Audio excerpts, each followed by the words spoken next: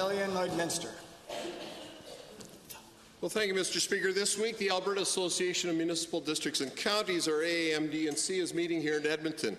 It's been a pleasure to reconnect with these hardworking mayors, reeves, and councillors that truly have the pulse of the people. But I must say I've never seen this group of otherwise optimistic and hopeful people so discouraged, anxious, and angry. Why? It's because they feel that this government isn't listening to them or simply doesn't care. They see a government that has forged ahead with farm safety legislation without consulting farmers. They see a government that promised a robust consultation process to develop workable safety regulations and then schedule the meetings during calving, seeding, and harvest. They see a government that rejected a plan to improve local input into health care in their communities. They see a government that has rejected a strategic plan to promote rural economic development. And they see a government that won't give them a straight answer on linear assessment.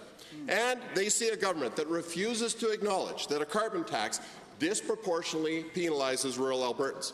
And to make matters worse, they know that electoral boundary redistribution is coming, and this government will, in all likelihood, reduce the number of rural constituencies. Now, last year, the AAMDC adopted the motto, "Rural Alberta, where it all starts." This government would do well to remember that motto. It would do well to remember that rural Alberta is the source of much of Alberta's prosperity. Farming, ranching, mining, oil and gas production, forestry and tourism all occur in rural Alberta. It would do well to remember that rural Albertans deserve fair treatment and respect from this government, that they don't appreciate being treated like second-class citizens. And they would do well to remember that it was the election of 12 rural MLAs that gave them their majority.